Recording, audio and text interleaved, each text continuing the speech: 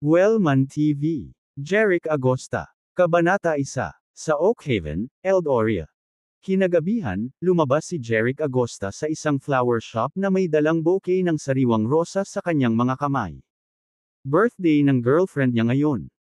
Ang tindahan ng bulaklak ay mga 0.31 hanggang 0.37 milya ang layo mula sa Oak Haven University, kung saan siya at ang kanyang kasintahan ay nag-aral. Dumiretso siya sa university. Gayunpaman, pagkaraan ng ilang hakbang lamang ay natapilok siya sa isang bagay at muntik na siyang mahulog. Kasabay nito, ang isang matandang lalaki ay sumigaw, "Aray, ang sakit!" Napansin ni Jeric na naapakan niya ang paa ng lalaki. Ang matanda ay may puting buhok at puting balbas. Magulo at madumi ang kanyang damit. Para bang ilang araw na niyang hindi hinuhugasan ang mga iyon. May stainless steel ding bowl sa harap niya. Hinimas-himas ng matanda ang kanyang paa na natatakpan ng telang sapatos habang humahagulgol sa sakit. Dahil sa hiya, si Jeric ay humingi ng tawad sa kanya at inilabas ang kanyang wallet. May iilan lamang na $20 na papel sa loob nito. Kumuha siya ng isa at inilagay sa bowl na nasa harap ng matanda.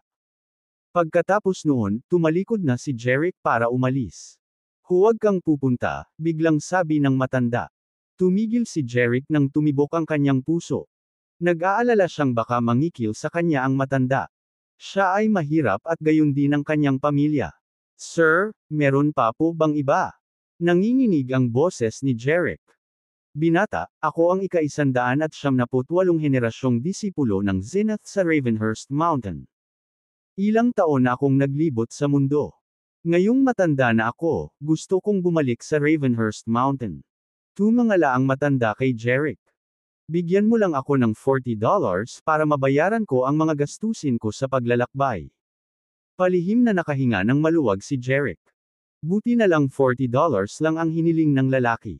Kung humingi siya ng $40,000, malamang na kailangang tumawag ng pulis si Jeric. Bagamat napakahirap ni Jeric, natapakan nga niya ang paa ng matanda. Kaya, handa siyang bigyan ng matanda ng isa pang $40. Sa anumang kaso, maaaring kailanganin ng lalaki na bumili ng ilang gamot. Mabilis na kumuha si Jeric ng isa pang $200 sa kanyang wallet at inilagay ito sa bowl sa harap ng matanda. "Sir, nandito na po kayo." Nais ni Jeric na mabilis na makawala sakaling gumawa pa ng gulo ang matanda sa kanya. Ngunit isang payat na kamay ang biglang humawak sa kanang palso ni Jeric. Kamay iyon ng matanda. Nag-iba ang ekspresyon ng mukha ni Jeric nang itanong niya sa matanda, "Anong problema?" "Binata, napakabait mo, ngunit wala akong may susukli sa iyo maliban sa isang elixir mula sa Ravenhurst Mountain sa kahon na ito." Idiniin ng matanda ang isang maliit na kahon na gawa sa kahoy sa kamay ni Jeric. "As long as you take it, magiging immune ka sa lahat ng sakit. Ang mana sa elixir ay magpapalakas sa iyong katawan at gagawin kang hindi malupig. Pagkatapos na dumaan ang mana sa lahat ng iyong mana point, makikita mo ang anumang bagay na nakikita ng iba. Hindi makita. Lahat ng lihim sa mundong ito ay mabubunyag sa iyo." Napaawang ang bibig ni Jeric. Naisip niya, tiyak na manloloko ang matandang ito. Sinabi niya na mayroon siyang elixir mula sa Ravenhurst Mountain at kapag kinuha ko ito, ako ay magiging hindi matatalo. Bakit hindi na lang niya sinabi na siya ang founder ng Zenith? Sabi pa nga niya, makikita ko ang anumang bagay na hindi nakikita ng iba. Bakit hindi na lang niya sinabing immortal siya? Kakaiba kung maniniwala ako sa kanya. "Bata, hindi ka naniniwala sa akin, tama?" Nang makita ang hindi pagsang-ayon na ekspresyon ni Jeric, same time na sinabi ng matanda, "Maaaring hindi mo alam, ngunit may mangyayari sa ikaw." Walang tiwala sa kanya si Jeric. "Maaari ko bang itanong kung ano ang mangyayari pagkatapos?" Sumulyap ang matanda kay Jeric, confident na sinabi, "Makukulong ka." She point. Nagdobletake si Jeric, at galit na sumagot, "Paano? Paano mo ako nasusumpa? Ikaw ay 40 ibig sabihin." Sinabi ng matanda na liligawan siya ng kasintahan ni Jeric. Paanong hindi magagalit si Jeric? Anong masamang tao ang matanda? Gayunpaman, ngumiti ang matanda. "Hindi kita minumura. Hiwalayan ka na ng girlfriend mo, pero huwag kang malungkot. Malapit na kayong makakilala ng ibang babae. Nasa iyo kung dadalhin niya ang iyong swerte o malas. Natuwa si Jeric. Nagbibiro ka siguro, sir. Ang aking kasintahan at ako ay gumagawa ng mahusay na magkasama. Bakit tayo maghihiwalay? Tungkol naman sa pakikipagkita sa ibang babae, kalokohan iyon. Hindi na nagpaliwanag pa ang matanda. Binitawan niya ang palso ni Jeric at ikinaway ang palso nito. Kamay. Bilasan mo at puntahan mo ang girlfriend mo. Kung hindi, aalis siya kasama ang isang mayaman. Babalik ako kaagad. Sabi ni Jeric na nagtataka at nagmadaling pumunta sa Oakhaven University. Dadalhin niya si Tiffany Hubbard dito para patunayan na nagkaayos sila. Naisip niya, how dare you say I'll be scolded? Maghintay lang at tingnan. Kabanata 2. Sunod-sunod na nagsilabasan ang mga estudyante sa Oakhaven University pagkatapos ng klase. Mula sa malayo, napansin ni Jeric ang isang mahabang buhok na babae na nakatayo sa gate ng Oakhaven University. Ang batang babae ay may magandang mukha at siya ay mukhang kaakit-akit sa kanyang slim blue na damit. Ang malambot na sikat ng araw mula sa kalangitan sa gabi ay nakabalangkas sa kanyang magagandang kurba. Maraming mga batang lalaki na dumadaan sa gate ay hindi maiwasang tumingin sa kanya. Isang malabong ngiti ang lumitaw sa mukha ni Jeric. Ang magandang babae na nakasuot ng mahabang damit sa gate ay ang kanyang kasintahan, si Tiffany. Siguradong hinihintay siya nito. Hindi napansin ni Tiffany si Jeric habang nakatingin siya sa direksyon ng campus. Gusto ni Jeric na tahimik na lumapit kay Tiffany para bigyan siya ng surpresa. Inilagay niya sa bulsa ang maliit na kahon ng matanda, inayos ang damit, at lalakad na sana papunta kay Tiffany bitbit ang mga bulaklak sa kamay. Out of nowhere, isang blue BMW ang nag-drive palabas ng school at huminto sa harap ni Tiffany. Isang masayang ngiti ang sumilay sa mukha ni Tiffany habang kumaway sa taong nasa sasakyan. Agad namang natigilan si Jeric. Nakaramdam siya ng bola. Bumaba ang bintana ng BMW, nakita ang isang gwapong lalaki na nakaupo sa driver's seat. Nakilala siya ni Jeric sa isang sulyap. Siya si Brandon Wilson, isang freshman sa departamento ng piano. Kilala siya bilang prinsipe ng piano. Nagmula si Brandon sa isang mayamang pamilya sa Oakhaven. Siya ay mayaman, gwapo, at mahusay tumugtog ng piano. Siya ang Prince Charming ng maraming babae sa Oakhaven University. Si Brandon ay napakahusay na hindi siya nagkulang ng mga kasintahan. Hindi inaasahan ni Jeric na si Brandon ang hinihintay ni Tiffany sa halip na siya. Nakangiting sabi ni Brandon, na nasa sasakyan, kay Tiffany, Tiffany, sorry to keep you waiting. Sumakay ka na sa kotse. Tumingin ako sa isang table sa Hilton Hotel.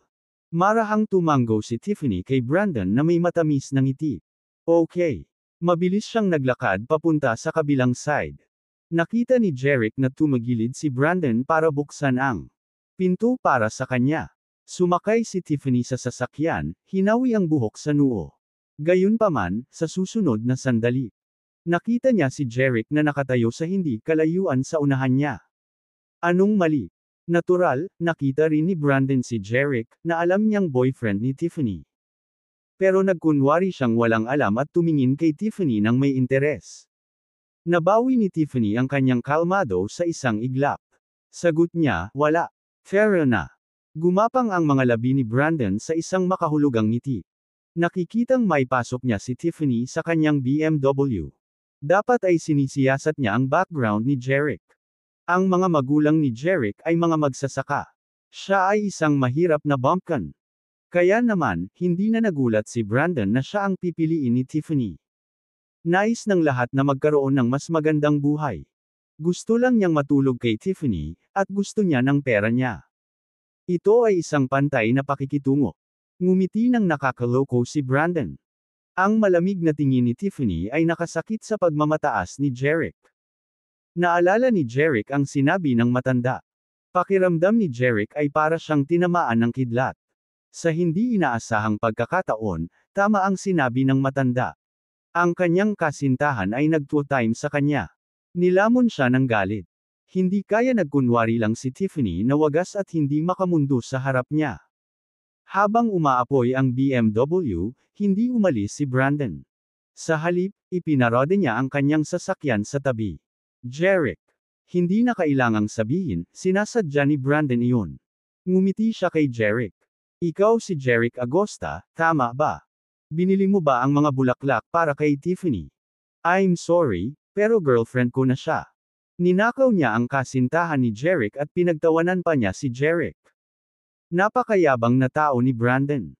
Ang lahat ay dahil siya ay mula sa isang mayaman at makapangyarihang pamilya. Hindi sineseryoso ni Brandon si Jeric. Kahit na iniinsulto siya ni Brandon, kalmado naman si Jeric. Sagot niya, Mr. Wilson, nagkakamali ka. Ang mga bulaklak ay hindi para sa kanya. Ganun pa man, gusto mo yung babaeng kinasusuklaman ko. Masarap ang taste mo. Anong sabi mo? Si Brandon ay lumipad sa sobrang galit. Si Jeric ay walang pakialam, na nag-iisip, hindi ba gusto ni Brandon na ipahiya ako? Ngayon, babalikan ko siya. Kinabahan si Tiffany. Sa takot na baka hindi maintindihan ni Brandon, sinigawan niya si Jeric, Jeric, anong pinagsasabi mo? Never akong nagkagusto sa'yo. Huwag mong purihin ang iyong sarili. Ako ang girlfriend ni Brandon. Nang marinig ang boses niya, napatigil ang lahat ng mga estudyante sa kanilang paligid at napatingin. Hindi makapaniwala si Jeric. Sinabi ni Tiffany na hindi niya ito nagustuhan at nambobola lang siya. Kanyang sarili. At saka, sinadya niya itong sabihin ng malakas para ipaalam sa lahat na siya ang girlfriend ni Brandon. Naisip ni Jeric, malinaw na sinusubukan niyang ipahayag ang isang malinaw na paghihiwalay sa akin at ipahayag ang kanyang katapatan kay Brandon. Napaka-ruthless niya. Ginawa niyang tanga si Jeric sa harap ng maraming tao. Hindi na si Tiffany ang simpleng babae na dati niyang kilala. Nagkalkula siya. Ngumisi si Jeric, at sinabing, ang tusong fox. Napakatanga ko. Hindi nag-abalang tingnan ni Jeric ang masungit na mukha ni Tiffany. Tumalikod na siya para umalis. Hoy, kawawang bata. Maghanap ng isang batang babae at bigyan siya ng mga bulaklak. Baka magustuhan ka niya. Ang marahas na tawa ni Brandon ay nanggaling sa likuran ni Jeric. Galit na galit si Jeric. Pinagtatawanan siya ni Brandon sa paniniwalang magugustuhan ni Tiffany ang isang mahirap na tulad niya. Noon lang, nakita ni Jeric ang ilang mga batang babae na naglalakad palabas ng gate. Mahaba ang buhok at magandang mukha ang babaeng naglalakad sa harapan. Siya ay kasing pinong isang mahusay na likhang sining. Maputi at malambot ang balat niya. Maaliwalas at maliwanag ang kanyang mga mata. Kapag ngumiti siya, ang kanyang mga mata, kulubot na parang gasuklay na buwan. Siya ay may magandang figure at mukhang perpekto mula ulo hanggang lock. Halos lahat ng lalaki na dumadaan ay naaakit sa kanya. Medyo natigilan si Jeric. Pakiramdam niya ay medyo pamilyar ang magandang babaeng ito. Ang mga pang-iinsulto nina Brandon at Tiffany ang nagtulak kay Jeric na gumawa ng desisyon. Humakbang siya at itinulak ang bouquet sa kamay ng babaeng iyon. Nagulat ang mga tao sa paligid nila. Puno rin ng gulat at pagdududa ang nakakasilaw na mga mata ng dalaga. Ang mga babaeng nakapaligid sa kanya ay hindi napigil ang takpan ng kanilang mga bibig. Halos magkadilas sila. Ano ang nangyayari? Sa sumunod na sandali, hinayla ni Jeric ang dalaga sa kanyang mga bisig bago ito makapag-react. Ang batang babae ay parang takot na kuneho. Tulala siya. Gusto kita. Bulong ni Jeric sa tenga niya. Pagkatapos ay yumuko siya at marahang hinalikan ang mukha ng dalaga. Pagkatapos noon, mabilis siyang binitawan at umalis. Mukha siyang dominante at wild. Ang ilang mga batang babae sa wakas ay natanto kung ano ang nangyari. Napatingin sila sa babaeng hinalikan ng may pagtataka. Christine, ngayon lang ba siya nagtapat ng pagmamahal niya sa'yo? Hinalikan ang ating Diyosa. Mabubuntis ba siya dahil sa kiss? Namula si Christine Foster. Siya rin ay labis na namangha at nagalit pa kay Jeric. Gayunpaman, hindi kumibo si Christine at nagmamadaling umalis. Nagulat ang mga babae nang mabilis silang sumunod sa kanya. Sa BMW, tulala sina Brandon at Tiffany. Hindi makapaniwala si Brandon na ipinagtapat ni Jeric ang kanyang pagmamahal kay Christine at hinalikan ito. Alam na alam niya ang katayuan ni Christine sa Oakhaven University. Napakaganda niya at mula sa isang napakalakas na pamilya. Kahit si Brandon ay hindi sapat para sa kanya at hindi kwalipikadong hawakan man lang ang kanyang daliri. Gayunpaman, si Jeric, isang mahirap na lalaki, ay niyakap si Christine sa publiko at hinalikan pa siya. Si Brandon ay nabaliw sa selos. Nagulat din si Tiffany. Wala sa kanya si Jeric. Gayunpaman, hinalikan niya si Christine, ang pinakamagandang babae sa Oakhaven University, sa harap niya. Isang sampal lang iyon sa mukha niya. Kabanata 3. Malinaw, ang dahilan kung bakit ibinigay ni Jeric ang mga rosas kay Christine, niyakap siya, at hinalikan sa publiko, ay hindi dahil nagustuhan niya ito. Hindi niya alam kung sino siya. Ginawa niya iyon para lang labanan ang kahihiyan ni Brandon at Tiffany. Hindi ba sinabi ni Brandon na walang babae ang magkakagusto sa isang kawawang tulad niya? Kaya, ibinigay ni Jeric ang mga bulaklak sa isang magandang babae, niyakap ito, at hinalikan sa harap ni Brandon.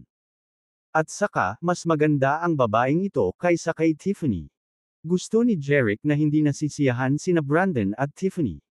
Pagkalabas ng paaralan, hinanap ni Jeric ang matandang lalaki, na nagsabing liligawan ni Tiffany si Jeric at magmamahal sa isang mayamang lalaki.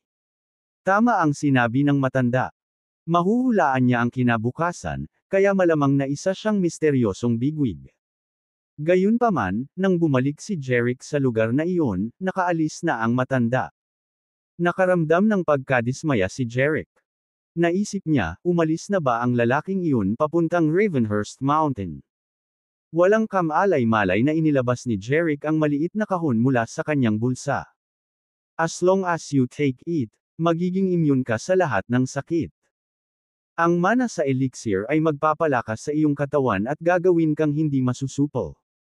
Pagkatapos na dumaan ang mana sa lahat ng iyong mana point, makikita mo ang anumang bagay na nakikita ng iba.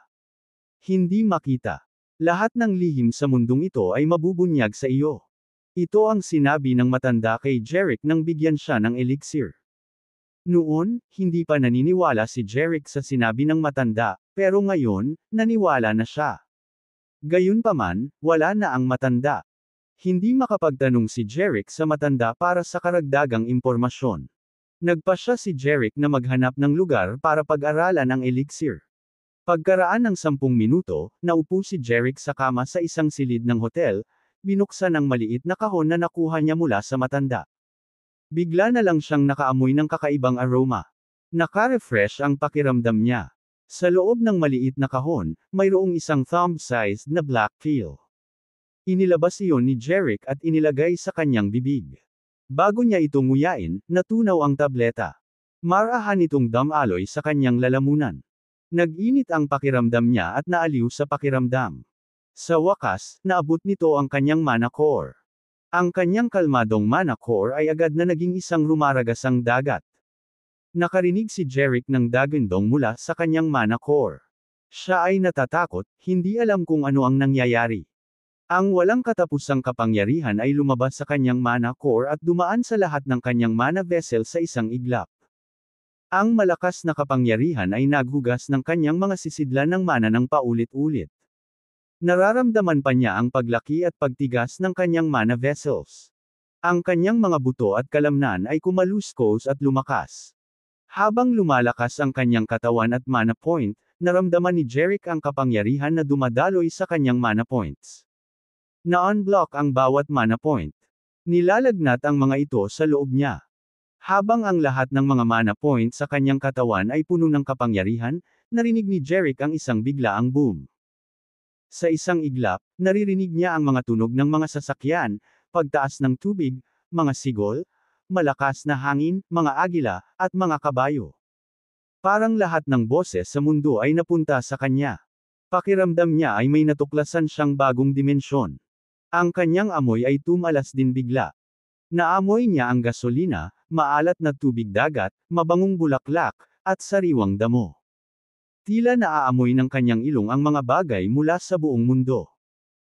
Sa pagkamangha ni Jeric, nang ipikit niya ang kanyang mga mata, nakita niya ang mga kegels na lumilipad sa kalangitan, mga gwapong kabayo na tumatakbo sa damuhan, mga bundok, at isang walang hangganang dagat. Parang nakikita niya sa isang sulyap ang lahat ng magagandang tanawin sa mundo. Ang mga imahe pagkatapos ay isa-isang naglaho nang bumalik si Jeric sa realidad. Napatulala si Jeric. Parang nag-mutate ang mata, ilong, at tenga niya. Nakikita niya, naaamoy, at naririnig niya ang lahat. Totoo ba ang sinabi ng matanda? Pagkatapos kunin ang elixir, makikita ng isa ang maraming bagay na hindi nakikita ng iba dahil na-unblock ng mana ang bawat mana point niya. Maraming tanong si Jeric. Nagtaka siya, kung totoo ang sinabi ng matanda, makikita ko ba kung ano ang ginagawa ngayon ni Tiffany at Brandon? Sa sandaling pumasok sa isip ang ideyang ito, nagkontrata ang kanyang mga mag-aaral, at pagkatapos ay isang kamangha-manghang nangyari. Nakita niya ang isang marangyang hotel na may maliwanag na ilaw. Sa hotel, nakaupo sina Tiffany at Brandon sa isang VIP room, nagsasaya sa kanilang pagkain. Dahan-daang kinapa ni Tiffany at Brandon ang kanilang mga baso. Matapos uminom ng kalahating baso ng red wine ay namula ang mukha ni Tiffany. Siya ay tumingin lubhang kaakit-akit. Ibinaba ni Brandon ang kanyang baso, at sinabing, hindi ko akalain na magiging matapang si Jeric. Naglakas loob siyang saktan si Christine. Napaka-reckless ng lalaking ito. Parang walang gustong marinig si Tiffany tungkol kay Jeric. Sagot niya, Brandon, i-drop natin. Huwag mong sirain ang date night natin. Naintindihan naman ni Brandon at ngumiti ng makahulugan. Oo. Kalimutan mo na ang kawawang iyon. Magkakaroon tayo ng magandang gabi. Tiffany pouted flirtatiously sa kanya. Grabe ka. Tahimik na tumikim si Jeric, dapat maging artista siya.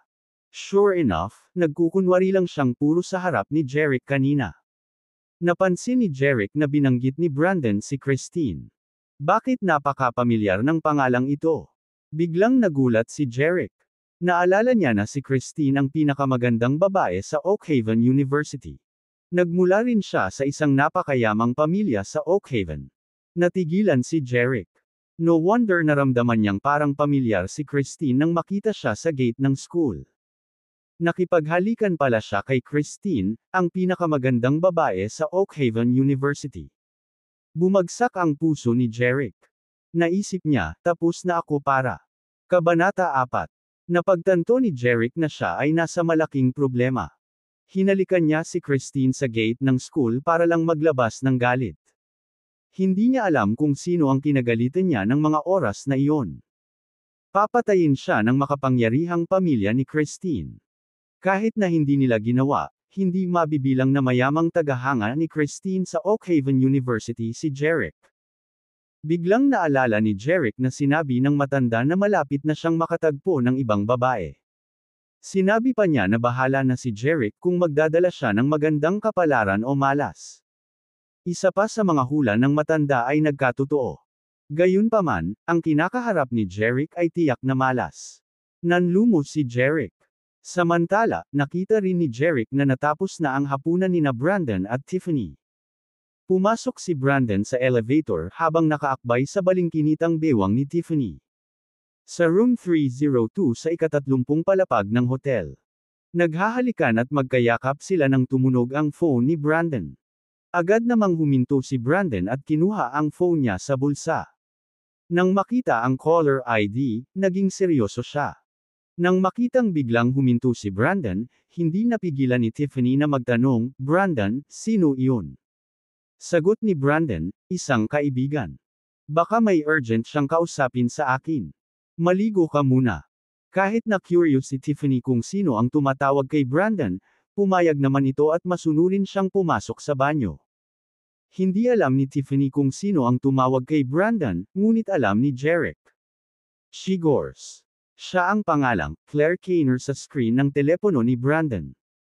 Pagkapasok ni Tiffany Bad sa banyo, sinagot ni Brandon ang tawag na may masamang tingin, Claire, ano ba?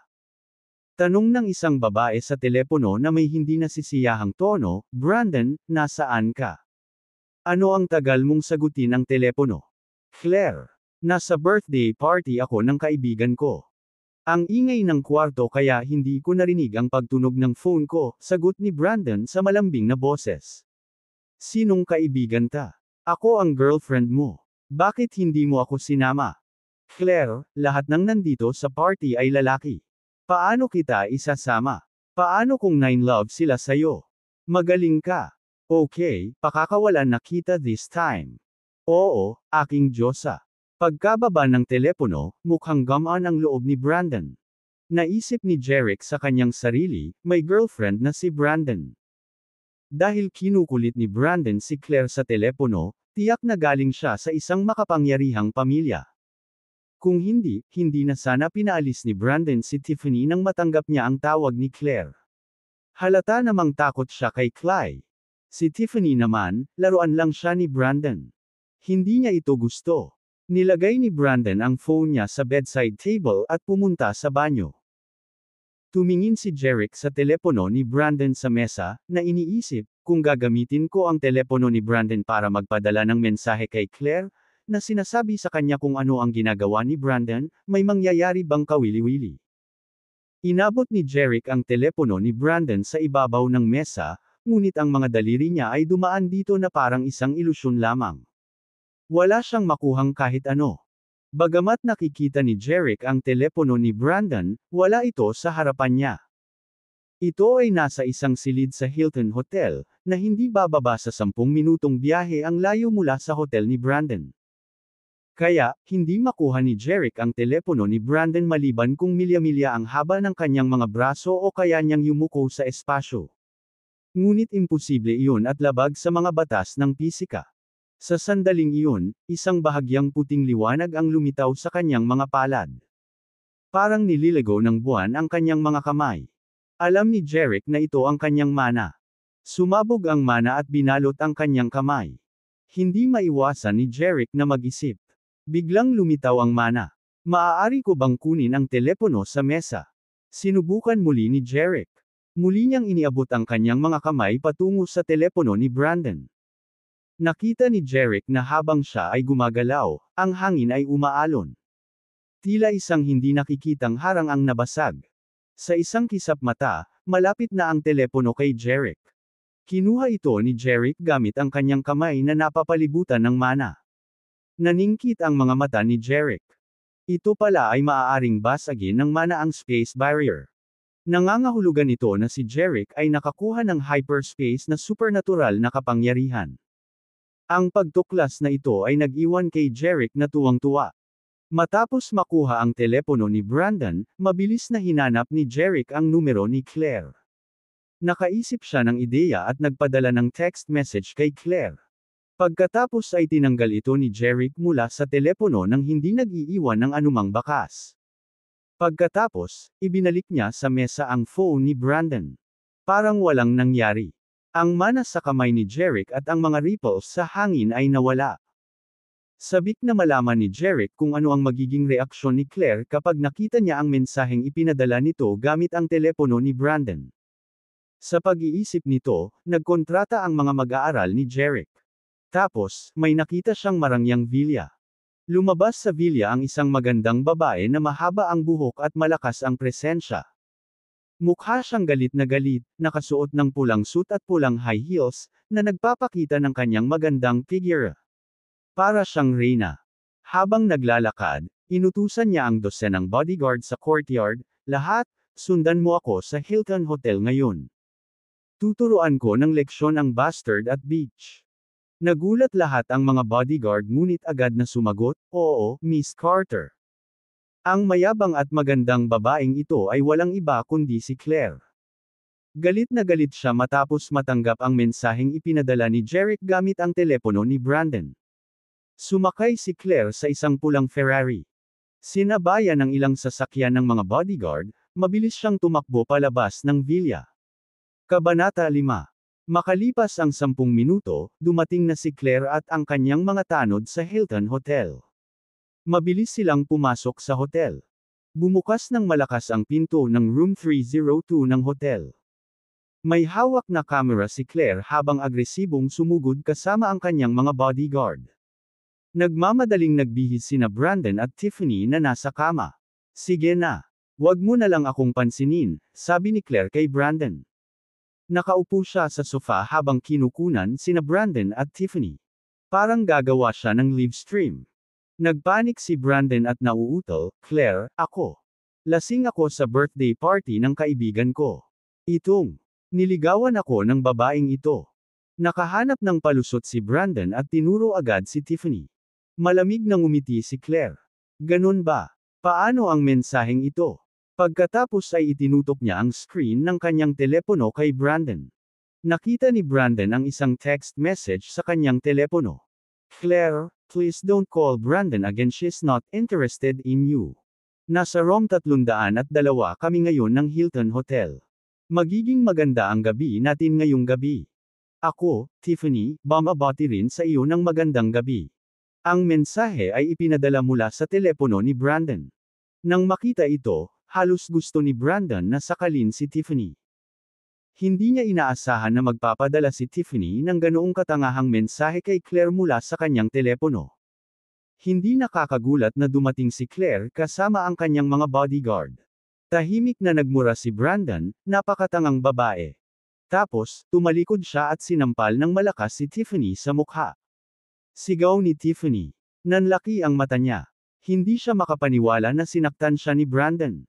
Galit na sigaw ni Brandon, "You bitch. Niligawan mo ako habang lasing ako at nag-message pa sa girlfriend ko. Sinadya mong iligaw ang girlfriend ko. Anong kalokohan ang ginagawa mo?" Gusto. Hindi makapaniwala si Tiffany na si Brandon, na kasama niya sa kama, ay maaaring maging napakalupit ng biglaan. Binigyan niya si Brandon ng masamang tingin. Brandon, ano? Anong nangyayari sa iyo? Di ba sabi mo ako lang ang mahal mo?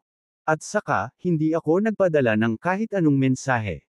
Talagang inosente siya dahil ipinadala ni Jeric ang mensaheng ito kay Claire sa kanyang pangalan. Gayunpaman, kahit na itanggi ito ni Tiffany, hindi siya paniniwalaan ni na Brandon at Claire. Pagkarinig sa paliwanag ni Tiffany, sinampal na lang ulit siya ni Brandon. You bitch. Sinong magmamahal sa'yo? Kapag nagsalita ka na naman ng kalokohan, puputulan ko ang dila mo. Inis na babala ni Brandon sa kanya. Namamaga ang pisngi ni Tiffany at umaagos ang dugo sa bibig niya. Natakot siya kay Brandon, na biglang naging masama sa kanya. Ipinaalala nito sa kanya ang ginawa niya kay Jeric, na nasaktan niya pagkatapos ng klase para pasayahin si Brandon. Ngayon, dinanas niya ang dinanas ni Jeric. Napaka-cold-blooded ni Brandon sa kanya para lang mapasaya ang girlfriend niyang si Claire. Nadurog ang puso ni Tiffany. Napakalupit ni Brandon kay Tiffany para magpakita ng palabas sa harap ni Claire. Siya ay higit pa sa kanyang kasintahan. Kailangan ng mga Wilson ang tulong ng mga Carters para sa negosyo. Hindi kayang saktan ni Brandon at ng kanyang pamilya si Claire. Kung si Claire ay hindi masyadong dominante at hindi man lang niya hinayaang hawakan ang kamay niya, hindi hahabulin ni Brandon si Tiffany para masaya. Hindi niya inaasahan na mahuhuli siya kaagad ni Claire. Napakamalas niya. Kaya naman, sabik si Brandon na ilayo ang sarili kay Tiffany. Pagkatapos panoorin ang palabas ni Brandon, tumayo si Claire at pumalakpak, na nagsasabing, "Very good. Kaya na misunderstood kita, Brandon." Nagmamadaling humakbang si Brandon at sinisi ang sarili. "Claire, hindi dapat ako masyadong uminom kaya itong babaeng ito." Gayunpaman, bago pa niya matapos ang kanyang sasabihin, sinampal siya ni Claire ng malakas sa kaliwang pisngi. Nasunog ang kanyang tseke. Sabi. Mukhang nagulat, natauhan lang si Brandon pagkatapos ng mahabang paghinto at sinabing, "Claire, bakit ka?" Bago pa siya makatapos ay sinampal na naman siya ni Claire sa kanang pisngi. Hindi ako. Sa tingin mo kaya mo akong lokohin? Niloko mo ako. Labas ka na. Mula ngayon, mas mahaba ang iyong kasintahan, at ang mga Carters ay hindi na makikipagtulungan sa mga Wilson. Natakot si Brandon sa labas ng kanyang talino. Lumuhad siya sa harap ni Claire, at nakiusap, "Claire, huwag mong gawin iyon. Kasalanan ko lahat. Mangyaring bigyan ako ng isa pang pagkakataon." Pagkatapos, sinampal ng paulit-ulit ni Brandon ang sarili sa mukha. Gayunpaman, nanatiling walang pakialam si Claire sa mga pakiusap ni Brandon. Sinabi niya sa kanyang mga bodyguard, "Tara na." "Yes, Miss Carter," agad na sagot ng mga bodyguard. Umalis si Claire kasama ang lahat ng bodyguards. Bumagsak si Brandon sa lupa, mukhang namumutla. Bamulong siya, "Nababaliw na ako." Mabilis na nakabawi si Brandon sa gulat at nagmamadaling hinabol si Claire. Natahimik agad ang kwarto. Naiwan si Tiffany mag-isa. Tinakpan niya ang namamagang pisngi niya at humagulgol. Ang tagal kong nagpanggap na puro. Sa wakas ay nakahanap na siya ng mayaman na kasintahan. Paano naging ganito ang mga bagay? At sa wakas ay nakaakit ng atensyon. Akala ko ako. Hindi ko matatanggap ito. Maaari ba akong makasama lamang ng isang mahirap na tao tulad ni Jerick? Lalo siyang umiyak. Sa wakas ay naunawaan ni Jerick kung bakit palaging nagpapanggap si Tiffany na napakasimple at sa harap niya. Hindi siya mukhang walang kabuluhan at materyalistiko gaya ng ibang mga babae. Nagkunwari siyang iba sa iba para makaakit ng mga mayayamang lalaki tulad ni Brandon. Talagang napaka-scheming niya. Gayunpaman, ngayong alam na ni Jerick na siya ay inabandona. Nakuha niya ang nararapat sa kanya. Tinapon na rin ni Claire si Brandon. Puputulan ng mga Carters ang lahat ng relasyon sa negosyo sa mga Wilson, na magdaranas ng malaking pagkalugi. Inilabas ni Jerick ang kanyang galit at naghiganti kina Tiffany at Brandon. Tumigil si Jerick sa panunood sa nangyayari sa Hilton Hotel at bumalik sa realidad. Ganun pa rin ang kwarto niya sa hotel. Walang nagbago. Parang panaginip, pero hindi panaginip ang nakita ni Jerick kanina. Ito ay totoo. Nakuha ni Jerick. Supernatural na kapangyarihan dahil sa elixir ng misteryosong lalaking iyon. Biglang umikot ang mga talukap ni Jerick. Pakiramdam niya ay may mangyayari. Sa sandaling ito, nagsikip ang kanyang mga mag-aaral, at pagkatapos ay nakakita siya ng isang seryosong bagay na kakaunti lang ang nakakaalam. Naging mataimtim ang ekspresyon ni Jerick. He muttered, "Hindi ko akalain na gusto ni Brandon na pumatay ng tao para sa pera. Hindi, ito ay sobrang overboard. Hindi ako pwedeng umupo na lang at walang magawa." Kabanata 6. Bandang alas 9 ng umaga, sumikat ang araw sa dalampasigan sa Oak Haven. May seaside villa. Ang Oak Haven ay isang baybaying lungsod. Ang mga villa sa tabing dagat na napapalibutan ng malalambot na dalampasigan ay pinaburan ng mga mayayamang tao. Isang bata at magandang babae ang lumabas mula sa isang malaking villa. Si Claire iyon.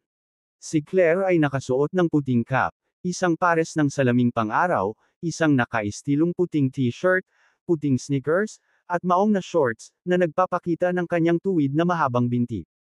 Mukha siyang energetic at sexy. Naglalakad siya ng puting Bichon Frise. Ito ay tulad ng isang magandang laruan. Ang cute na maliit na aso ay may malaki, itim, at bilog na mga mata. Ito ang pinakamamahal na aso ni Claire, Snowball. Hindi naman hiniling ni Claire sa mga bodyguard na sundan siya para ilakad ang kanyang aso. Maluwag niyang nilakad ang kanyang aso sa kalsada sa tabing dagat. Bagamat nakaranas siya ng hindi kanais-nais na pangyayari kagabi, mukhang hindi gaanong naapektuhan si Claire. To be exact, she don't care about a scumbag like Brandon, let alone to be hurt by him. Matapos maglakad ng dahan-dahan ng wala pang 1 milya, nakita ni Claire ang isang binata na nakahiga sa isang bato sa hindi kalayuan. Malayo. Ibinaba niya ang kanyang sombrero sa ibabaw ng kanyang ulo, hawak ang isang pamangwit gamit ang isang kamay. Nang makita ito, bamulong si Claire, narito ba ang taong ito para mangisda o matulog? Kakaiba kung makakahuli siya ng isda sa ganitong paraan. Biglang hinubad ng binata ang kanyang sombrero, tumambad ang mukha. Siya si Jerick. Umupo siya at masayang sumigaw, sa wakas, nakuha na ng isda ang cane. Mabilis na hinayla ni Jerick ang isda. Tumimbang ito ng mahigit kalahating kilo. Kinuha niya ang isda sa kawit at inihagis sa maliit na balde sa tabi niya. Pagkatapos noon, ngumiti si Jerick kay Claire. Nakatayo siya sa tabi ng kalsada sa hindi kalayuan. Aniya, sino ba ang nagsabing hindi pwedeng mangisda at matulog ng sabay? Kaya ko. Pagkatapos, hindi na tumingin si Jerick kay Claire. Muli niyang binato ang kanyang kawit at inihagis sa dagat. Pagkatapos ay humiga ulit siya sa bato at sinuot ang sombrero para tabunan ang mukha niya sa araw. Nakikita ito. Hindi mapigilan ni Claire ang mapangiti. Naisip niya, kawili-wili ang lalaking ito. Kaya niyang manghuli ng isda na ganito. Hindi na nagtagal si Claire. Nagpatuloy siya sa paglalakad sa kanyang aso. Nang mawala ang mga yabag ni Claire, marahan na tinanggal ni Jeric ang kanyang sombrero at umupo.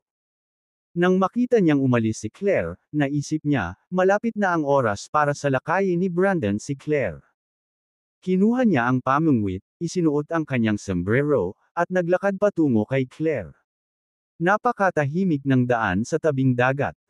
Paminsan-minsan ay may mga mararangyang sasakyan sa daan papunta o mula sa mga vilya at kakaunting pedestrian. Iba't ibang uri ng berdeng puno ang tumubo sa gilid ng kalsada. Ang maliwanag na sikat ng araw ay dumaan sa mga sanga at dahon. Ang mga maya ay tumatalon at masayang huni sa mga puno. Ito ay naglagay kay Claire sa isang napakagandang kalagayan. Sinabi niya sa cute na Bichon Frise sa tabi niya, "Snowball, kumusta ka sa mga maya?" Tumingin si Snowball sa kanya na nakangiti gamit ang itim nitong mga mata. Parang naiintindihan nito ang sinabi ni Claire, tumahol ito sa maya sa mga puno. Sa sandaling masigasig na binati ng Snowball ang mga ibon, nag-Twitter sila at lumipad palayo. Nang makita ito ni Claire ay hindi napigil ang matawa. Sinabi niya sa kanyang cute na aso, "Snowball, tinakot mo ang saway. Tandaan na maging malumanay sa susunod." Gayunpaman, itinaas ng Snowball ang maliit nitong ulo at tinahol si Claire. Parang sinasagot ni Snowball si Claire. "Gri ka. Iba." Matapos makipaglaro sa kanyang aso saglit, nagpatuloy si Claire sa paglalakad. May suot na sombrero, sunglass, Claire, na W. Nang iikot nila ang hawak sa tali ni Snowball, nakita nila ang isang lalaki at isang maskara na sumugod mula sa likod ng isang malaking puno. Bago pa makapag-react si Claire, hinawakan siya ng lalaki sa braso at hinayla siya sa likod ng puno. Hinawakan ng lalaki si Claire sa lalamunan at idiniin sa puno. Hindi siya makasigaw o makagalaw. Nang makita niya ang Snowball sa tabi niya, binitawan niya ang tali.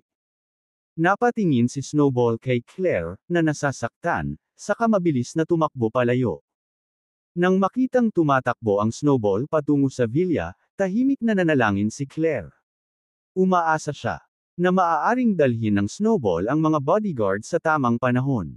Pagkatapos, mailigtas siya. "Sino, ikaw? Ano ang gusto mong gawin?" Bagamat napahawak siya sa lalamunan, nakakagawa pa rin si Claire ng mahina at paos na tunog. "Claire, ikaw at ang mga Carters ay napakalupit. Ibinalita mo pa na puputulan mo ang relasyon sa mga Wilson. Gusto mong sirain ang negosyo ng mga Wilson. Ngayong pinatalsik na ako ng lolo ko sa Wilson, sisirain na kita." Ang lalaking nakasombrero ay umungol sa puot. "Ikaw si Brandon. Bakit? Bakit ka nandito?" Nakilala naman ni Claire ang boses ni Brandon. Nagalit siya at nagulat. Tinanong niya iyon dahil hindi pa niya sinabi kay Brandon o kahit kanino ang tungkol sa seaside villa niya maliban sa mga kapamilya niya. Ngumisi si Brandon. "Mahigit isang buwan na ang nakalipas, lihim akong naglagay ng tracker sa Ferrari mo. Alam kong may villa ka dito at gusto mong ilakad ang aso mo sa tabing dagat." Sa wakas ay naunawaan na ni Claire kung bakit nagtatago si Brandon sa likod ng isang malaking puno sa tabi ng kalsada. Mukhang matagal na niyang alam ang kinaroroonan nito. "Brandon, anong gusto mo?" Bagamat naabutan si Claire ni Brandon, nabawi niya ang kanyang katinuan. Hinubad ni Brandon ang kanyang sunglass, matalim na tumingin kay Claire. "Una, kailangang makipagkasundo sa amin ang mga Carters. Sumang-ayon na makipagtulungan muli sa mga Wilson at hudyat na kailangan ng mga Carters. Pangalawa, ilipat ang $150 milyong sa aking Julius Bank account bilang security deposit para sa pakikipagtulungan ng mga Carters at ng Wilson. Kung sinira ng mga Carters ang kasunduan sa mga Wilson, ang pera ay gagamitin bilang kabayaran." Mayroong dalawang dahilan para sa mga kahilingan ni Brandon. Una, kapag muling nagtulungan ang mga Wilson at ang Carters, maaari na siyang bumalik sa kanyang pamilya. Pangalawa, ang $150 milyong ay hindi isang security deposit. Ito ay kanya pera. Kahit na siya ay pinatalsik sa pamilya, hindi siya mag-aalala sa malaking halaga ng pera sa kanyang bank account.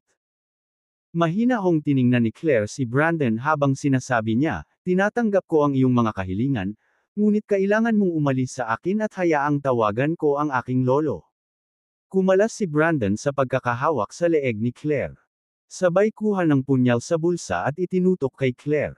"Tawagan mo ang lolo mo dali." Kung sinubukan siyang lokohin ni Claire, pagsisisihan niya ito.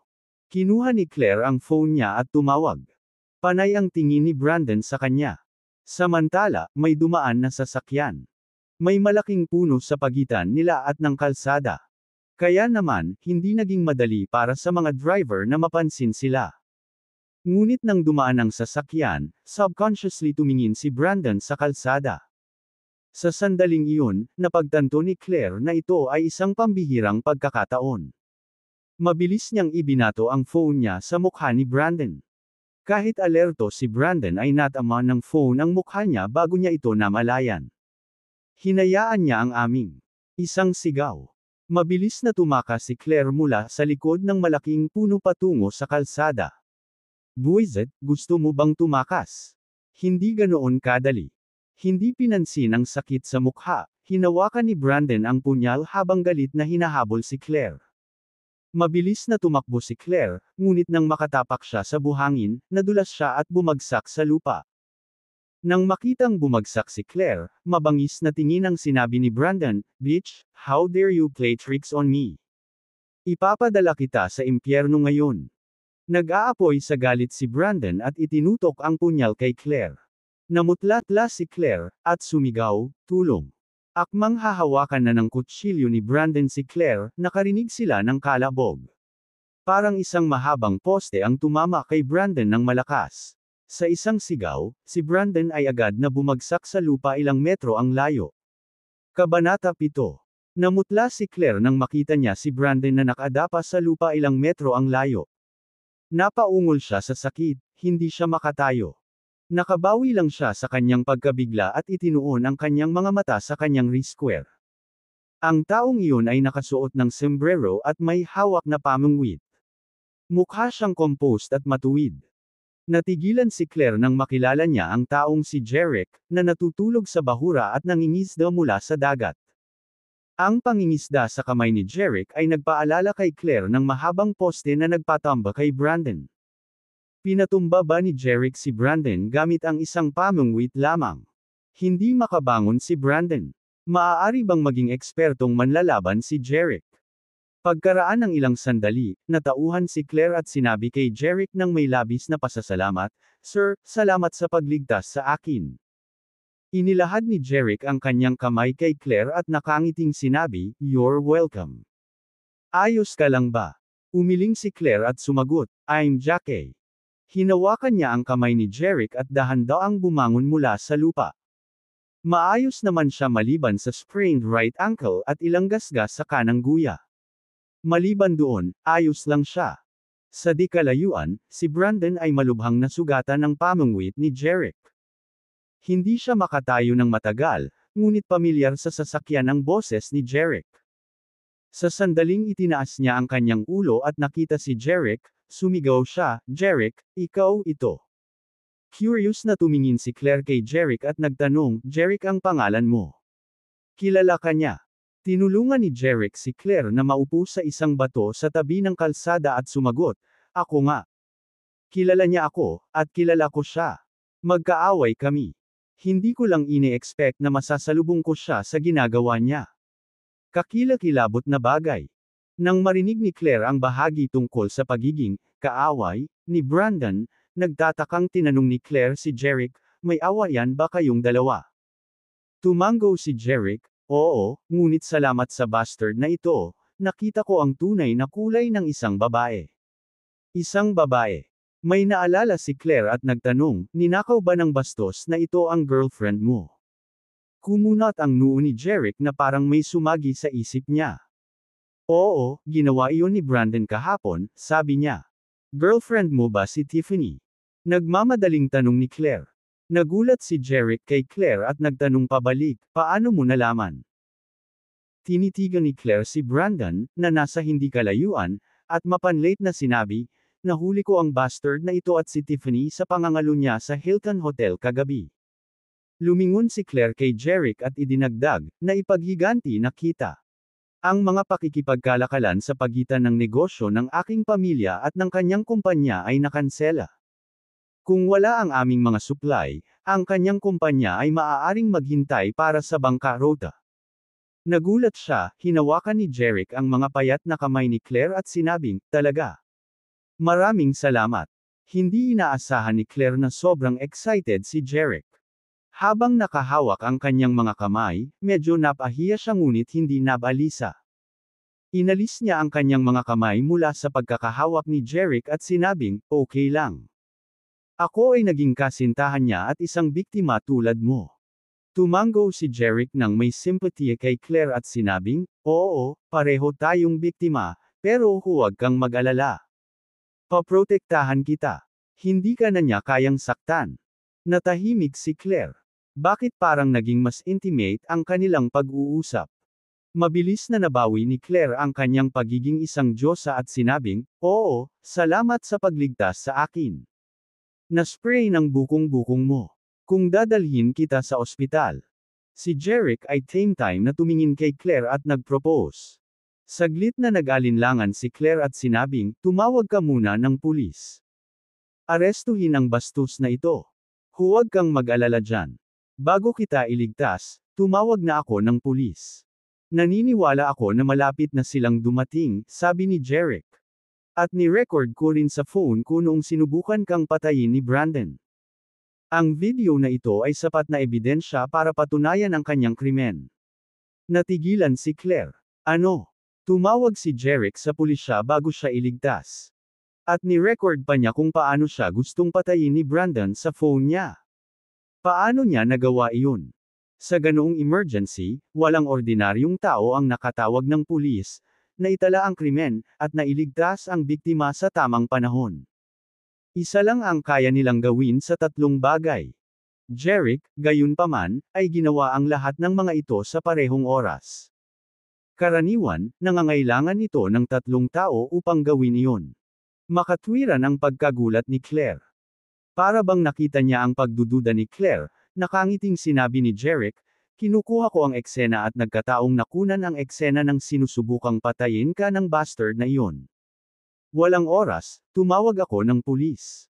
Siyempre, hindi pa talaga kinukunan ni Jeric ang tanawin at nakatagpo si Brandon.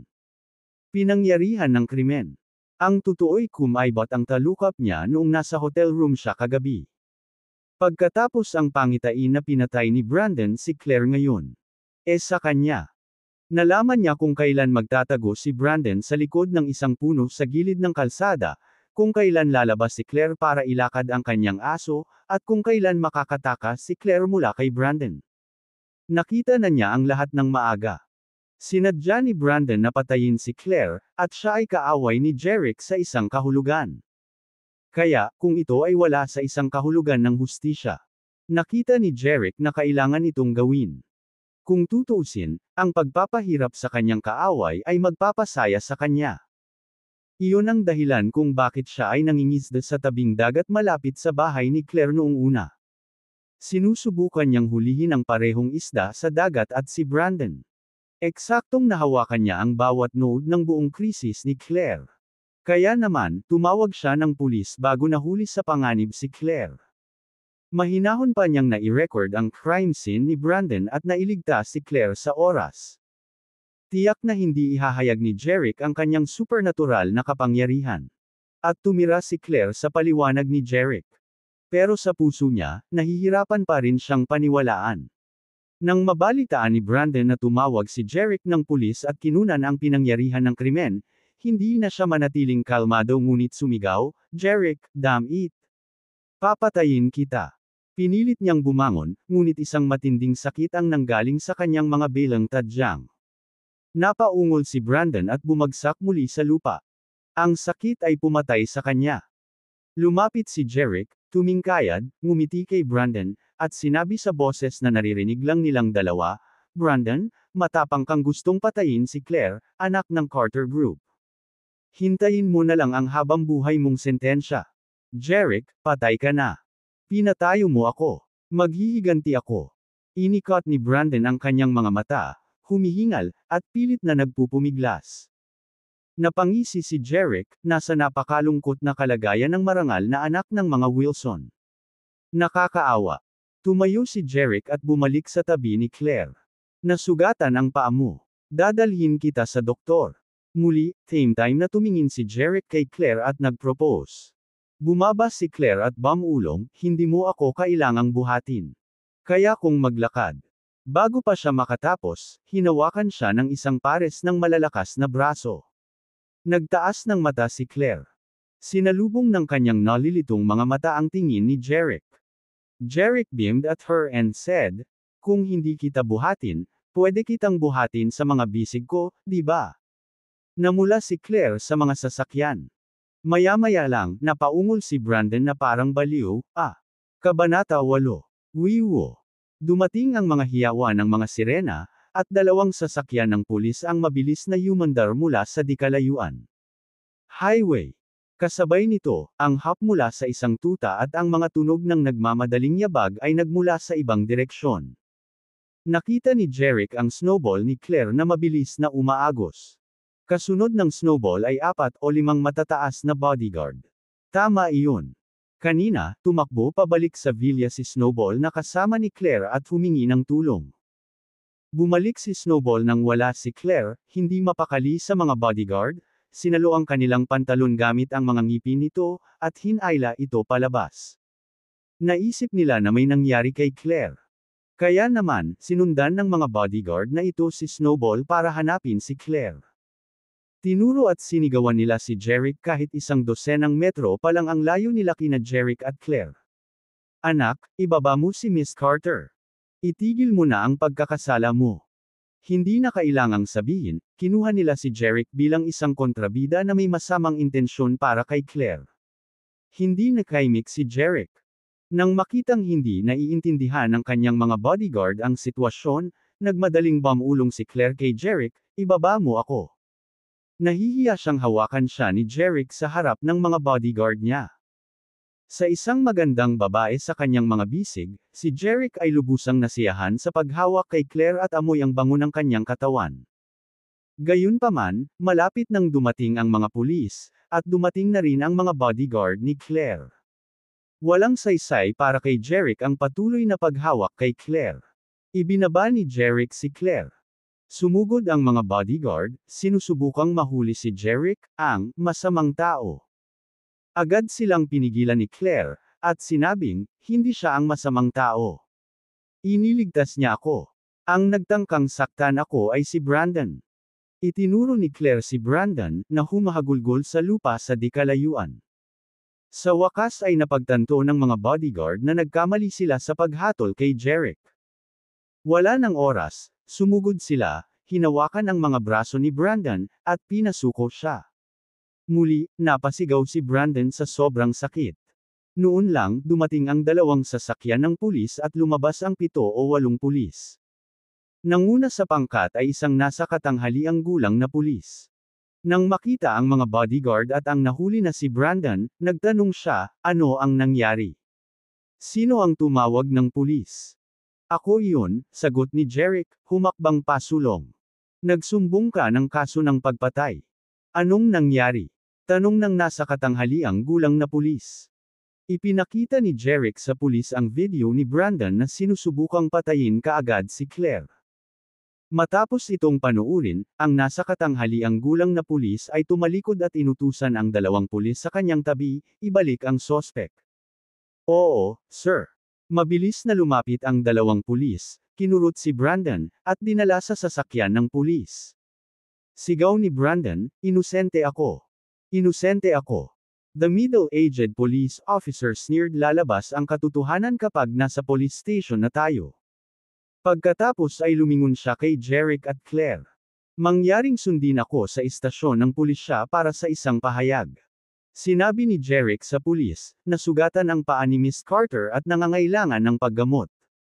Paano kung sasama ako sa iyo sa istasyon para sa isang pahayag muna? Sinulyapan ng nasa katanghaliang gulang na pulis ang nasugatan na paa ni Claire at tumango, dalawa sa aking mga kasamahan ay manatili at tanungin si Miss Carter tungkol sa mga detalye. Tumango si Claire. Ang nasa katanghaliang gulang na pulis, si Jeric, at ang iba pang mga pulis ay sumakay sa isang sasakyan ng pulis. Umiyak ang sirena habang umaandar ang sasakyan ng pulis. Pinanood ni Claire ang sasakyan na papaalis. Bago umalis, nag-aalala pa rin si Jeric sa kanyang pinsala sa paa. Ang sasakyan ng pulis ay tila inagaw ang kanyang puso. Miss Carter, dadalhin muna namin kayo sa ospital. Ang isa sa mga pulis ay tumingin kay Claire at sinabing may pag-aalala. Natauhan si Claire at umiling. Hindi naman seryoso. Halika sa aking villa.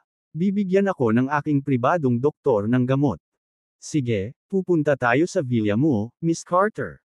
Tumango ang pulis at pinagbuksan si Claire ng pinto sa backseat ng police car. Sa tulong ng ibang pulis, sumakay si Claire sa sasakyan ng pulis. Umupo ang dalawang opisyal sa mga upuan sa harapan, pinaandar ang makina, at tinungo ang villa ni Claire. Ang mga bodyguard ni Claire at si Snowball ay tumakbo pabalik sa villa, kasunod ng kotse. Makalipas ang halos isang oras, natapos ni Jeric ang pahayag at lumabas ng police station. Tinignan niya ang oras. 2:00 na noon kaya nagtanghalian siya sa isang bistro sa tabi ng kalsada. Pagkatapos ng tanghalian, bumalik si Jeric sa hotel. Sa pagbabalik, napadaan siya sa isang sports lottery store nang biglang nagpanteng ang kanyang tenga. Agad na tumigil si Jeric sa kanyang mga landas, iniisip kung may nangyari bang mali sa kanya. Mga sasakyan. Pagkatapos, parang boses ng isang host ng palabas sa TV ang umalangaw sa kanyang mga tainga, ang mga unang panalong numero para sa Powerball Lottery No. 20,200 ay 15, 25, 17, 19, 03 at ang huling mga panalong numero ay 02, 08.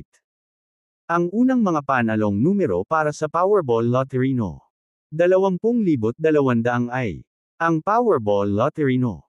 20,200. Tulad ng isang live na broadcast, ang boses ng host na nagpapahayag ng mga nanalong numero ay umalangaw sa mga sasakyan ni Jeric ng 3 beses. Ang 7 panalong numero ay nakatatak sa isipan ni Jeric. Hindi maiwasan ni Jeric na tumingin sa tindahan ng sports lottery. Ilang lalaki ang nakitang bumibili ng lottery ticket sa loob nito. Isang malaking screen ang nakasabit sa dingding, at nagkataon na nai-broadcast ng TV ang mga nanalong numero. Sa screen, inanunsyo ng host, ang mga unang panalong numero para sa Powerball Lottery No. 20,179 na ay 08, 11, 05, 01, 22 at ang huling mga panalong numero ay 03. Natigilan si Jeric at nagtaka. Ang Powerball Lottery No. 201,902. Ngayon lang, ang narinig niya ay ang mga panalong numero ng Powerball Lottery No. 20,200 sa halip na No. 20,179. Sila kaya ang mga panalong numero sa susunod na round. Matapos kunin ang elixir ng matanda, kahit papaano ay nakuha ni Jeric ang supernatural na kapangyarihan upang mahulaan ang hinaharap. Kaya, hindi nakakagulat na mahuhulaan ni Jeric ang mga panalong numero sa susunod na round ng Powerball Lottery. Pumasok si Jeric sa sports lottery store. Sa tindahan, binili niya ang mga panalong numero para sa susunod na round gamit ang 12x play. Pagkatapos nito, sinuri ni Jeric ang oras para sa anunsyo ng mga resulta. Ang mga numero ng nanalo ay inanunsyo tuwing Lunes, Miyerkules, at Sabado. Biyernes ngayon. Sa madaling salita, malalaman ni Jeric kung naka-jackpot siya o hindi bukas. Inilagay ni Jeric ang ticket sa lottery sa kanyang wallet at bumalik sa hotel. Sa halip na mag-check out, nagpasya siyang manatili para sa isa pang araw. Hihintayin niya ang anunsyo bukas ng gabi, mag-check out, at kunin ang premyo kinabukasan. Bukas. Nakaupo sa sofa sa kanyang silid, si Jeric ay nag-browse ng balita sa kanyang telepono ng random. Pagkatapos ay naakit siya ng ilang mga headline tungkol sa mga Carters at Wilson. Ang grupo ng Carter, ang pinakamalaking kumpanya ng chip sa Oak Haven, ay nag-anunsyo na mag-cut off ng mga supply ng chip para sa mga smartphone ng Wilsons ngayon. Ang mga smartphone ng Wilson ay nahaharap sa pagkalugi dahil sa chip shortage. Lihim na nakilala ni Brandon Wilson ang isang babae sa isang hotel at inanunsyo ni Claire Carter ang kanilang breakup on the spot. Bilang paghihiganti laban sa pagputol ng supply, sinubukan ni Brandon Wilson na paslangin si Claire Carter ngunit naaresto. Nagpadala ang Kainer Group ng lawyer team at malamang napupunta si Brandon Wilson. Binasa ni Jeric ang mga ito at nagbigay ng isang walang pakialam na ngiti. Mula sa isang dominanteng mayaman, si Brandon ay naging isang mamamatay tao at nahaharap sa katatawanan. Walang paraan para bumangon siyang muli. Ang prestihiyosong pamilya Wilson ay nasa bingit ng pagbagsak. Walang makakaalam na ang sakuna ni Brandon at ng Wilson ay dinala ni Galmore sa kanyang supernatural na kapangyarihan. Sa mga supernatural na kapangyarihan sa kanyang mga kamay, si Jeric ay naging isang utak sa likod ng nasa kontrol niya ang lahat. Kabanata 9. Bandang alas 9 ng sumunod na gabi, umupo si Jeric sa sofa ng silid ng hotel, hawak ang tiket sa loterya sa kanyang kamay, at minsan-sinang pinanood ang live na programa ng lottery. Sa TV, inanunsyo ng host ang mga panalong numero, ang unang mga panalong numero para sa Powerball Lottery No. 20,200 ay 15, 25, 17, 19, 03 at ang mga huling numerong nanalong numero ay 02, 08. Ikinumpara ni Jeric ang 7 numero sa kanyang mga tiket sa lottery sa TV bago kumpirmahin na eksaktong pareho sila. Ang premyo at bilang ng mga taya ay inihayag din sa TV. Kinakalkula ni Jeric ang premyo para sa kanyang taya at 12x play bago makuha ang huling halaga na 28 milyong dolyar. Maaari pa rin siyang makakuha ng humigit kumulang 20 milyong dolyar pagkatapos ng buwis. Ito ay talagang isang windfall para kay Jeric. Ang tiket sa lottery ay nagkakahalaga lamang sa kanya ng ilang dolyar. Ang malaking kayamanan ay nagmula sa kanyang supernatural na kapangyarihan upang mahulaan ang hinaharap.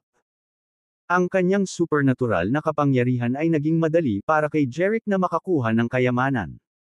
Matapos patayin ang TV, humiga si Jeric sa sofa at lubos na nakahinga. Nalubog siya sa sobrang saya. Pakiramdam niya ay nasa cloud 9 siya. Sino ang maaaring sisihin sa kanya para sana? Dahil siya ay ipinanganak sa isang maliit na bayan at isang mahirap na pamilya, ang pagkapanalo ng 20 milyong dolyar sa magdamag ay magiging isang pagkabigla. Sapat na ang ginawa niya para hindi mabaliw. Ito ay isang gabing walang tulog. Sa 20 milyong dolyar sa kanyang bulsa, nagpa siya si Jeric na dalhin ang kanyang mga magulang at kapatid na babae sa Oak Haven at bigyan sila ng mas magandang buhay. Sa 20 milyong dolyar sa kanyang bulsa, si Jeric ay maaaring pumasok sa mundo ng negosyo, magtatag ng kanyang sarili, at bumuo ng isang imperyo ng negosyo.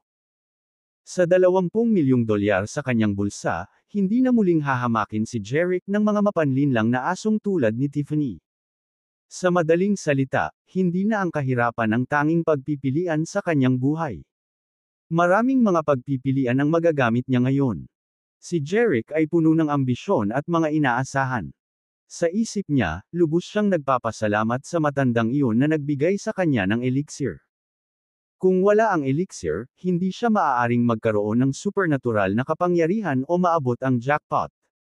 Nakakahiya na hindi niya alam kung saan nagpunta o alam ang pangalan ng matanda.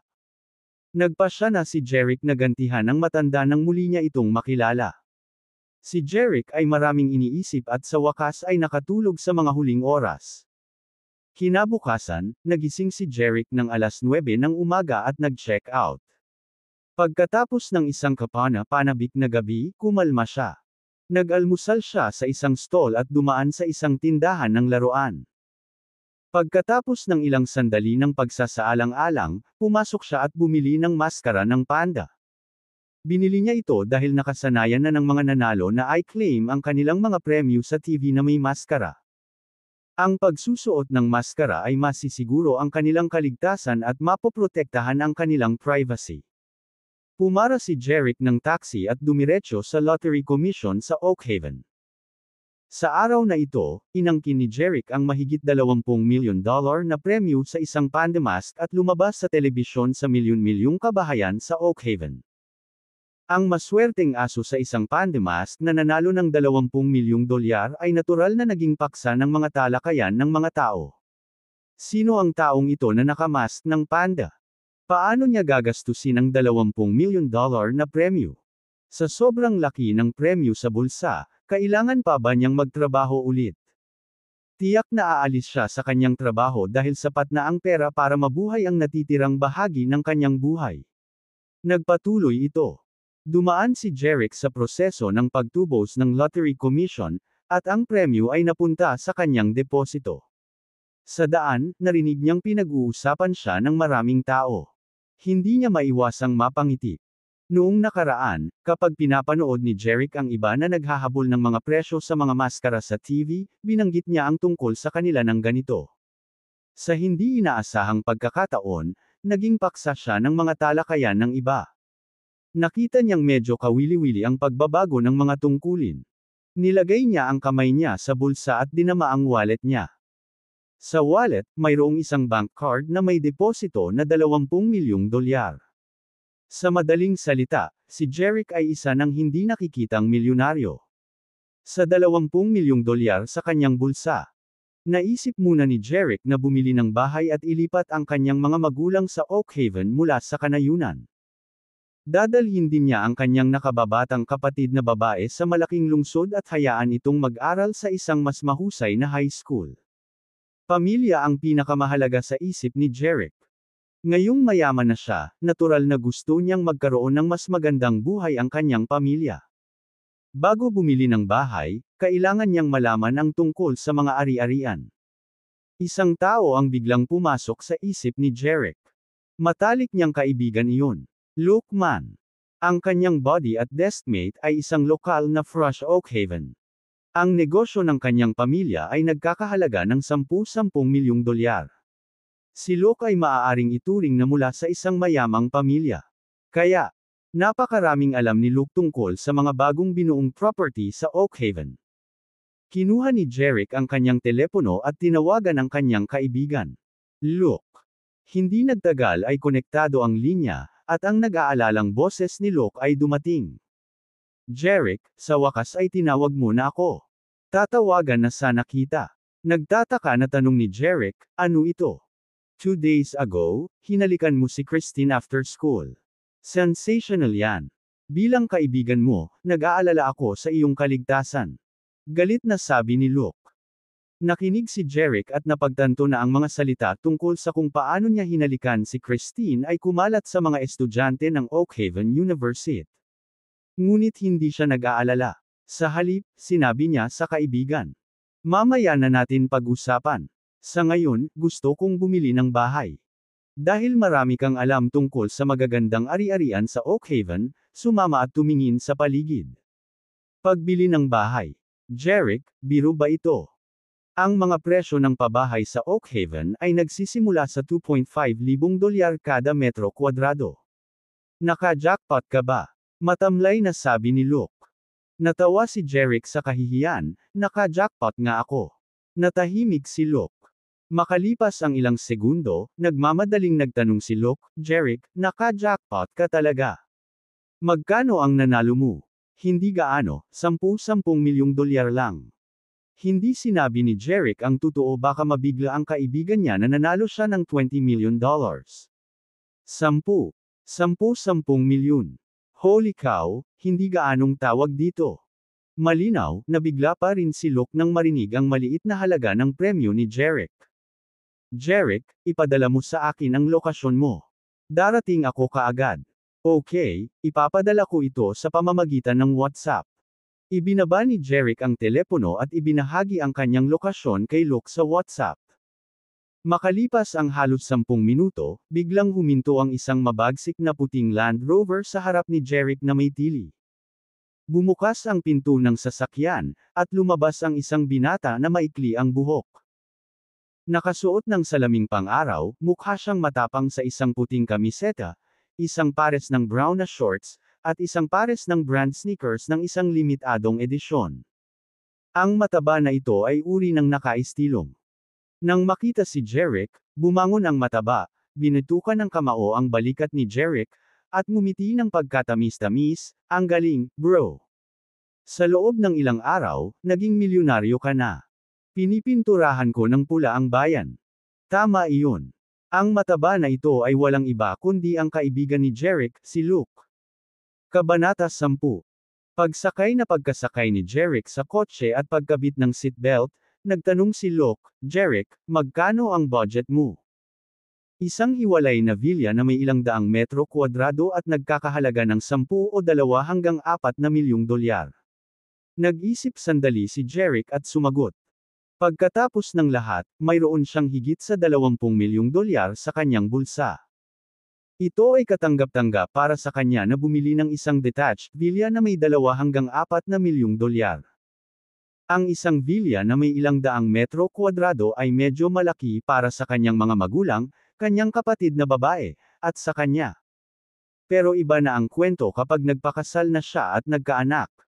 Higit sa lahat, mayroon siyang supernatural na kapangyarihan na wala sa iba. Nakikita ng kanyang mga mata ang pattern ng buhay, kamatayan, kapalaran, at kayamanan sa mundong ito. Sa GEDS ay, hindi na kinailangan pang mag-alala ni Jeric tungkol sa pera. Kaya, ang pagbili ng isang villa para sa 2 hanggang 4 na milyong dolyar ay hindi isang malaking pakikitungo para kay Jeric. Pero laking gulat ni Luke na nakanganga ang bibig. Isang hiwalay na villa na may ilang daang metro kwadrado at nagkakahalaga ng 2 hanggang 4 na milyong dolyar. Napakagaan ng sinabi ni Jeric. Kahit na si Luke, na ipinanganak sa isang mayamang pamilya ng negosyo, ay hindi maaaring maging napakabigay. Kahit papaano ay naramdaman niya na ang premyong na panalunan ni Jeric ay 10-10 milyon sa halip na ilang milyong dolyar. Pero hindi niya pinindot. Kung tutuusin, hindi niya magawang manghimasok sa yaman ng iba. Kailangan lang niyang tandaan na si Jeric ay parvenu na ngayon. Sandaling nag-isip si Luke bago nagliwanag ang mga mata. Sinabi niya kay Jeric, "May isa. Ilang araw nakaraan, sinabi sa akin ng isang kaibigan mula sa industriya ng real estate tungkol sa pagbebenta ng isang ari-arian mula sa Evergreen Properties ay magsisimula ngayon. Narinig ko na ang maging mga nangungunang villa na nagkakahalaga ng milyon-milyong dolyar. Bakit hindi tayo pumunta at tingnan?" Ang Evergreen Properties ay hindi lamang ang pinakamalaking kumpanya ng real estate sa Oak Haven ngunit isa ring pangunahing developer sa Eldoria. Bukod doon, alam din ni Jeric na si Christine, ang campus belle ng Oak Haven. Ang universidad na hinalikan niya noong isang araw, ay anak ng presidente ng Evergreen Group. By the way, baka nasa opening din si Christine ng grand sales ng Evergreen Group ngayon. Habang pinaandar ang sasakyan, nagtsismisan si Luke na parang isang babae at tinanong si Jeric, "Buddy, hindi mo pa sinasabi sa akin kung paano kayo nakipag-away kay Christine?" Matapat na sinabi ni Jeric, "Hindi ko siya nakipagkamay." Ano? Pinarada ni Luke ang preno, at huminto ang sasakyan na kasisimula pa lang. Hindi makapaniwalang tumingin siya kay Jeric at nagtanong, "Bakit mo hinalikan si Christine pagkatapos ng klase noong isang araw?" Hindi nakaimik si Jeric. "Tara, anong kaguluhan? Magmaneho. Sasabihin ko sa iyo ang kwento." Makalipas ang 10 minuto, natulala si Luke matapos malaman ang buong kwento. Jeez! Anong klaseng drama ito? Inakala ni Luke na ang kwento sa pagitan nina Jeric at Christine ay magiging isang romantikong kwento ng isang mahirap na batang lalaki na matapang na nanliligaw sa isang matapang na babae. Nagtaksil pala kay Jeric ang scheming BH. Upang iligtas ang kanyang dignidad bilang isang lalaki, hinailan niya ang isang random na babae at hinalikan siya. Sino ang magkakaroon kay Christine?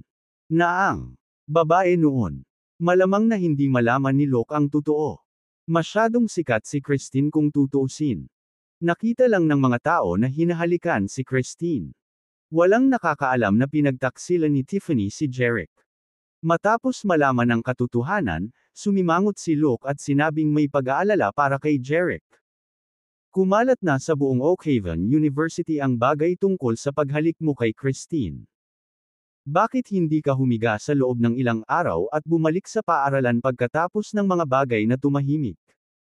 Nakangiting tanong ni Jeric, natatakot ka ba na ang mga humahanga kay Christine mula sa mayayamang pamilya ay magdudulot sa akin ng kaguluhan? Tumango si Luke at sumagot. Maaaring hindi mo alam ito, ngunit may isang kay. Hindi natin kayang masaktan. Sa katunayan, pinananatili pa niya ang iba pang mayayamang bata. Sino yun? Curious na tanong ni Jeric. Seryosong sagot ni Marco Chapman Luke. Kakaibang pangalan iyon. Ngunit medyo sikat siya sa Oakhaven University at maging sa buong Oakhaven. Ang Realm Group na pag-aari ng mga Chapman ay isang higanti. Saklaw ng kanilang negosyo ang iba't ibang sektor tulad ng mga parmasyutiko, mga kagamitang medikal, kagandahan, at mga pampaganda. Ang kanilang kayamanan ay maihahambing sa napakayaman na pamilyang Foster. Dahil doon, si Marco, ang ikatlong henerasyon at batang anak ng mga Chapman, ay kilala sa Oakhaven University at sa buong lungsod. Alam ni Jeric ang tungkol kay Marco mula sa mga Chapman, ngunit hindi niya alam na si Marco ay isa sa mga manliligaw ni Christine hanggang sa sinabi ito ni Luke sa kanya. Ilang tao sa Oakhaven University ang nakakaalam na hinahabol ni Marco si Christine, pero sa business circle, halos alam ng lahat na malapit ang Chapmans and the Fosters. Layunin nilang palalimin ang kanilang ugnayan sa pamamagitan ng kasal. Napatingin si Luke kay Jeric. So, if Marco means you harm, hindi mo siya matatalo. Naisip ni Jeric sa kanyang sarili, tingnan natin ang tungkol dyan. Nanginginig ang lalaki sa kanyang katawan. Evan Top Masters ay hindi takutin Jeric, hindi upang banggitin Marco. Bukod dito, nagproseso siya ng mga supernatural na kapangyarihan. Ang mata ng Diyos ay nagbigay daan sa kanya na mahulaan ang mga kalamidad at bawat galaw ng kabilang partido. Palagi siyang may kontrol at hindi matatalo. Imbes na ibunyag ang sekreto ay sinagot lang ni Jeric si Luke ng mahinahon, okay. Magiging ako. Makalipas ang 20 minuto, huminto ang Land Rover ni Luke sa parking lot ng bagong binuo. Ari-arian na may tili. Ang bagong property na ibinebenta ay ang Pazzo na binuo ng Evergreen Properties. Bumaba si Gimor sa sasakyan at nakita niya ang lahat ng klase ng luxury car sa parking lot. Bentley, Rolls-Royce, Ferrari, Mercedes. Tila ang pinakamataas na ari-arian na ito ay nakaakit ng maraming mayayamang tao sa Oakhaven. Nakapalibot sa parking lot ang mga mararangya, regal, at eleganteng villa na mukhang upscale sa isang sulyap. Napakaraming luxury cars. Mukhang maraming big shot ang interesado sa property na ito. Medyo nag-alala si Luke nang makita ang buong parking lot, 500 lang ang villa sa pao na binuo ng Evergreen Properties. Ngayong napakaraming bumibili dito, natatakot ako na maging mahigpit ang kompetisyon. Hindi nag-alala si Jeric. Kung nabigo siyang bumili dito, maaari siyang pumunta sa ibang lugar. Pumasok na ang dalawa sa sales office. Ang spas hall ay pinamumugaran ng mga tao at puno ng mga ingay. Karamihan sa mga customer ay mga malapot na nasa katanghaliang gulang o matatandang lalaki na nakasuot ng business suit at mamahaling wristwatches, gayon din ang mga nasa katanghaliang gulang o matatandang babae na nakasuot ng mamahaling singsing na diamante, malalaking PS, at may hawak na eksklusibong mga handbag na na-import mula sa ibang bansa. Lahat sila ay malinaw na hindi kapos sa pera at maaaring bumili ng mga mamahaling villa. Maramihan. Bagaman mayroong 12-dosenang mga empleyado sa departamento ng pagbebenta, napakaraming mga customer. Hanggang leeg ang mga manggagawa. Sa harap ng ganoong sitwasyon, nagsimulang mag-alala si Jeric. Nais niyang bumili ng villa, ngunit walang mga tindero na magagamit para sa konsultasyon. Sinubukan ni Jeric na kumonsulta sa isa o dalawang sales lady, ngunit sa sandaling ibukan niya ang kanyang bibig, huhusgahan siya ng mga sales lady sa kanyang hitsura. Sa isang sulyap, malamang na hindi mayaman na amo ang lalaking nasa early 20s. Sinabi nila kay Jeric na basahin ng magalang ang mga brochure tungkol sa PO at pagkatapos ay ipinagpatuloy ang pag-aaliw sa mga mayayamang amo at babae na makakabili ng mga vilya ng maramihan. Mga snob. Nagmura si Luke sa mahinang boses. Gayunpaman, kung ihahambing sa mga gastador na iyon, si Luke, na nagmamay-ari lamang ng 10-10 milyon, ay nagsalita rin. Hindi kaya. Napatingin si Jeric sa malaking pulutong ng mga mayayaman na nag-aagawan sa mga mamahaling vilya. Kapag turn na niya, malamang sold out na ang mga vilya. Kaya, sinadya ni Jeric na umalis at makita ang iba pang mga ari-arian. Maya-maya lang pumasok sa lobby ang isang pamilyar at magandang figure. Sa kanyang mahabang buhok na umaagos sa kanyang mga balikat, siya ay tumingin napakarilag sa kanyang walang kamali-mali na hugis itlog na mukha, perpektong contoured na kilay, mapupulang mga mata, at mapupulang labi. Sa isang itim na suit, siya ay tumingin matikas, kaaya-aya, intelektual, at matalas na parang isang white-collar worker. Christine. Nandito talaga siya. Nakita rin ni Luke ang kahangahangang tao at namangha. Tama iyon. Ang magandang figure na pumasok sa lobby ay walang iba kundi si Christine.